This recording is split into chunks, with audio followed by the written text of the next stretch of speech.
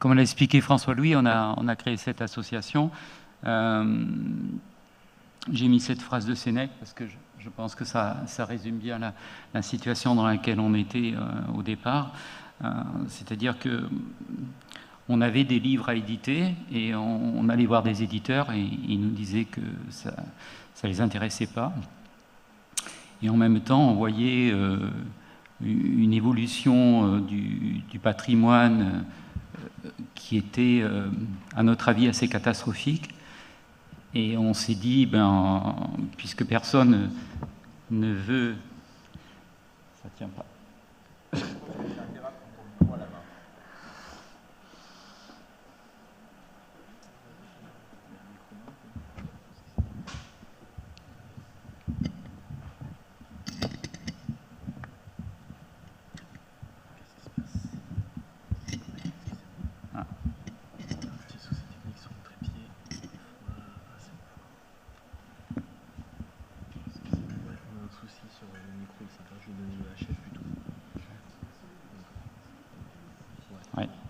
Je vais parler au chef. Voilà. Donc on a fait toutes les démarches que connaissent les associations, les déclarations en préfecture, les numéros d'INSEE, le dépôt légal, la BNF, l'ISBN. Enfin, voilà, c'est assez chronophage au départ, mais enfin bon, on a vraiment... On a vraiment respecté toutes ces premières phases et surtout, on a commencé à s'intéresser à ce qui était le cœur de notre problématique, c'est-à-dire ce patrimoine, comment il était vu par le public qu'on touchait en premier, c'est-à-dire les étudiants de l'école d'archi et les étudiants de l'école d'art. Et à partir de là, on a commencé à éditer...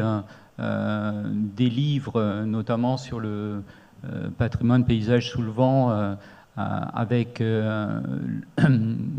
l'école d'art, avec Diana qui est ici, qui va prendre la parole tout à l'heure, une photo en couverture de Karl Kugel qui est également ici. On a envoyé ce livre à la BNF, et la BNF nous a envoyé ce courrier. C'est assez étonnant. Parce que tout d'un coup, on était reconnu à la BNF comme ayant un numéro d'ISSN et qui s'appelait Nos Territoires. Donc j'ai téléphoné à la BNF pour savoir pourquoi on s'appelait Nos Territoires et le monsieur que j'ai eu au bout du fil nous a dit qu'ils avaient réuni une petite commission pour savoir comment on pouvait traduire en français Terre-là. Et que c'était Nos Territoires. Voilà. C'était assez intéressant de savoir que tout d'un coup, on devenait... voilà. Donc, on a divisé notre collection donc, en 3 sous-collections. Une collection d'art contemporain qui, dans un premier temps, est toujours un petit peu rattachée à l'école d'art dont le directeur est ici. Ensuite, l'architecture moderne. Cela s'est fait plutôt avec l'école d'archi. Et puis, comme l'a dit François-Louis, on s'est plutôt intéressé au patrimoine du XXe siècle. Parce que pour nous, finalement, l'urgence, ce n'était pas de montrer les belles cases créoles, mais plutôt de montrer ce qui avait d'innovant à partir de la départementalisation en architecture à La Réunion. Ce patrimoine-là, qui est construit en béton de préférence, n'avait pas, quand on a commencé à s'y intéresser avec François-Louis, un intérêt pour les monuments historiques, pour l'entretien. Certains étaient en voie de démolition. Il y a des architectes renommés dont les œuvres ont été complètement démolies pour justement aller dans une autre construction qui ne prenait pas en compte cette avant-garde du XXe siècle.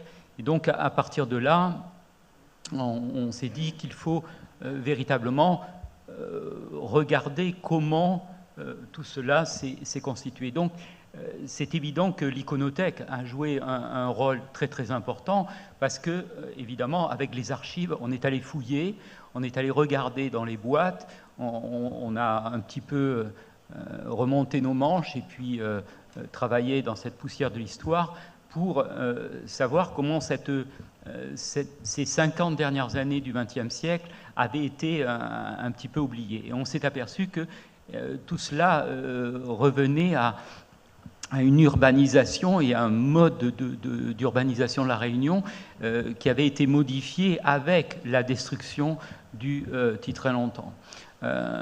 Donc on a proposé aux archives départementales et de réaliser ce livre pour bien faire comprendre que dans il y avait véritablement un mode d'organisation qui avait été pensé au XIXe siècle, qui était un mode d'organisation tout à fait d'avant-garde, et que ce mode d'organisation a été modifié au XXe siècle, sauf lorsqu'il y avait eu intervention d'urbanistes. Par exemple, dans ce livre, on peut voir que le trajet du Titrin dans la ville du port a été absolument respecté lorsque on est passé à la voiture, et l'architecte et urbaniste Michel Marot, qui a tracé à la demande de Paul Vergès la ville du port, eh bien, a repris finalement l'intelligence de cette circulation. C'est d'ailleurs peut-être pour cela que aujourd'hui la ville du port est une des rares villes où il n'y a pas d'encombrement, il n'y a pas de bouchon. Tout simplement parce que ça a été pensé.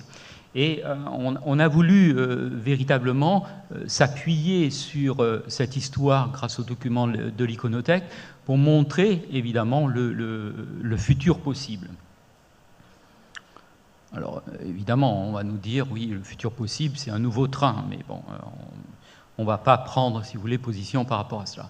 Et puis à côté de ça, on s'est véritablement posé la question de comment l'imaginaire pourrait fonctionner. Et là, on s'est tourné vers les étudiants de l'école d'art et on leur a laissé carte blanche pour avec des petits budgets évidemment, pour réaliser des catalogues, des modules d'une trentaine de pages où ils pourraient s'exprimer librement, où il n'y aurait aucune contrainte de leur part. Alors évidemment, ces catalogues sont refusés dans toutes les librairies de l'île. Enfin, ce n'était pas l'objectif de départ. Hein. L'objectif, c'était de montrer qu'il y avait une poésie possible, une nouvelle écriture qui était... là, on a été appuyé, en tout cas, une fois de plus, par l'école d'art.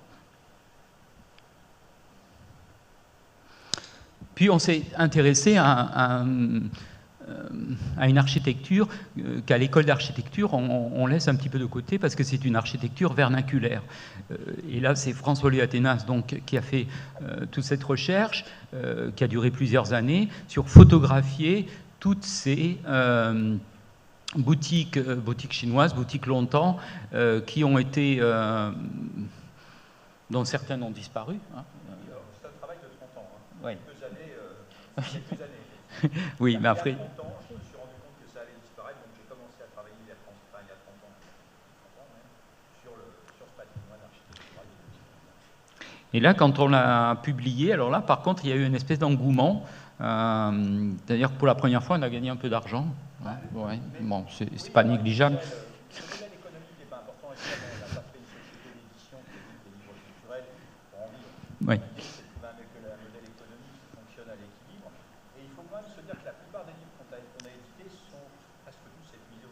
Oui. Mais boutique longtemps. Ouais. Il trouve bien qu'il y a une demande, il y a une appétence et il y a une place pour un éditeur qui remplit cette vocation, même si évidemment c'est une place économique qui se situe juste sur un profil d'équipe. Voilà. Donc boutique longtemps. Ensuite, on s'est intéressé. Pardon.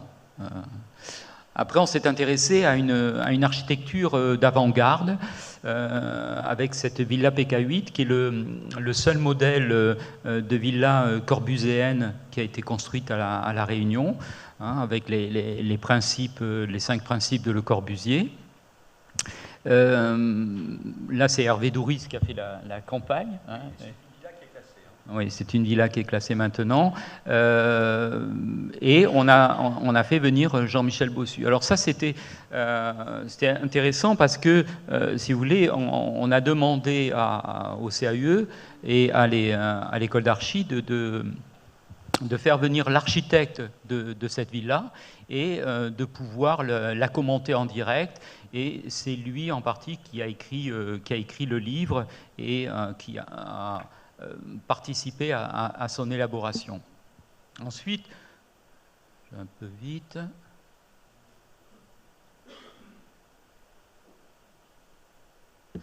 Ensuite, on s'est dit qu'il y avait ce problème de la climatisation qui n'était pas réglé par l'architecture actuelle. Et on a commencé à regarder s'il y avait, par rapport à l'exemple de Jean Bossu, qui est un architecte qui travaillait au cabinet de Le Corbusier, qui a travaillé à La Réunion, de trouver les solutions de ventilation naturelle en milieu tropical. Et là, il se trouve qu'il y a un enseignant, un architecte, Antoine Perrault, qui est professeur à l'école d'architecture, donc qui a fait sa thèse. Alors évidemment, on n'a pas publié la thèse, hein, mais on a publié une partie de la thèse, que certains diront assez technique, mais qui donne les solutions bioclimatiques possibles aujourd'hui à La Réunion si on ne veut plus utiliser la climatisation dans les logements. Alors, évidemment, on a vraiment considéré pendant très longtemps que ce type d'habitat était à la marge. En réalité, aujourd'hui, on pense que ces solutions doivent être au cœur de notre problématique et que si on n'organise pas cette réflexion-là, eh bien on va droit dans le mur par rapport aux climatisations. Voilà, je vous montre simplement le plan du campus universitaire de Saint-Denis. Aujourd'hui, si vous regardez bien cette carte, vous apercevez qu'il y a plus de surface de stationnement pour les voitures individuelles que de mètres carrés pour les laboratoires de recherche. Moi, je veux bien qu'on continue comme ça à faire des parkings. Et encore, il y a certains parkings, ils sont sur 3 étages, et on continue à réaliser des parkings et des parkings. Donc, véritablement, cette réflexion, elle a été ancrée à l'école d'architecture à une période assez critique où elle a été... où l'école d'architecture a passé de très mauvais moments. Il y a un élu qui est dans la salle qui doit... merci encore, hein, parce que sans vous, cette école aurait disparu. Hein. Voilà, je tenais à le dire en public. Cette école d'architecture était vraiment en très mauvaise posture parce que justement, elle posait des questions qui fâchent. Hein. Elle posait des questions... Elle disait non, voilà, on n'est pas sur ces questions-là. Et donc, à ce moment-là, avec Olivier Brabant, qui est architecte également à l'école, on a eu cette commande de la réhabilitation de la DAF. La DAF, elle a été construite en 1967. Elle a été construite par Jean Bossu. Alors, c'était évidemment pas un monument historique. Hein. Et puis, en 2002, sans aucun entretien, pendant une trentaine d'années, eh bien, elle menace d'insalubrité et donc on engage des travaux. Sauf que, bon, il faut faire une étude. Et que là, devant l'ampleur de l'étude, le directeur de la DAF de l'époque dit « Oui, c'est peut-être un monument le Corbusien, mais ça coûterait moins cher de le démolir. » Oui, tu te rappelles bien. Et donc, on se mobilise avec le CAE, hein, président du CAE de l'époque est là dans la salle. On se mobilise donc avec le directeur de la DRAC et on arrive avec Brabant à faire inscrire au MH ce bâtiment qui était bon à démolir, c'est-à-dire qu'on l'a sauvé. Et à partir du moment où on a commencé à le sauver, on a dit on va publier. On n'avait pas encore l'argent pour publier, mais on s'est dit bon, on y va au culot. On va le publier. Et comme ça traînait un petit peu, eh bien le CAE nous a dit venez faire une conférence. Vous allez expliquer aux architectes pourquoi il faut sauver ce bâtiment. On a fait une conférence où, franchement, on a été applaudi très mollement. On expliquait qu'on allait enlever toutes les clims et qu'on allait faire un nouveau bâtiment. Et là, on a à nouveau fait venir Jean Bossu et Jean-Michel Bossu, le fils. Jean-Michel Bossu a eu un geste très important, c'est-à-dire il a dit « je prends les archives qui concernent la Réunion, qui sont à la Cité de l'Architecture, et je les dépose à la Réunion ». Et donc, à partir du moment où les archives et toute l'iconothèque sur Jean Bossu à La Réunion étaient désormais là, eh bien, avec Damien Weiss et avec toi, tu sais, on a commencé à dépouiller toutes ces caisses et on s'est aperçu que il y avait une vraie réflexion qui avait été menée pendant la livraison, qu'il y avait des architectes locaux qui avaient participé. Hein. Monsieur Chankun était, alors que personne n'avait trouvé son nom à l'époque, grâce à ce dépôt, donc on a pu élaborer tout cela. On a pu se dire que finalement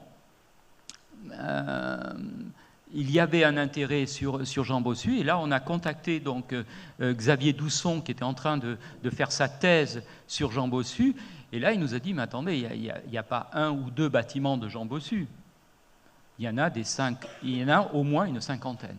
Et donc on a commencé un inventaire donc des bâtiments de Jean Bossu grâce aux ADR et grâce à l'iconothèque, où tout est maintenant déposé. Alors évidemment, dans cet inventaire, eh bien, il y en a certaines qui, quand on est allé pour les photographier, elles n'existaient plus, elles avaient été démolies. Là, je vous montre uniquement celle qu'il y a à Saint-Denis. Mais il faut savoir qu'il a fait des prototypes d'écoles qui se retrouvent un petit peu partout dans l'île. Il a fait le lycée agricole de Saint-Joseph. Voilà. Et c'est très étonnant parce qu'à la même période, oui, je sais, à la même période, eh bien, où Jean Bossu travaillait, qui était professeur à l'école d'architecture de Paris, eh bien, il y avait Jean Tribel qui faisait le théâtre de plein air, et il y avait Michel Marot, prix de Rome, qui faisait le quartier du Chaudron. Et donc, tout ça nous a amené donc à penser cette collection pour que l'on puisse continuer à travailler là-dessus.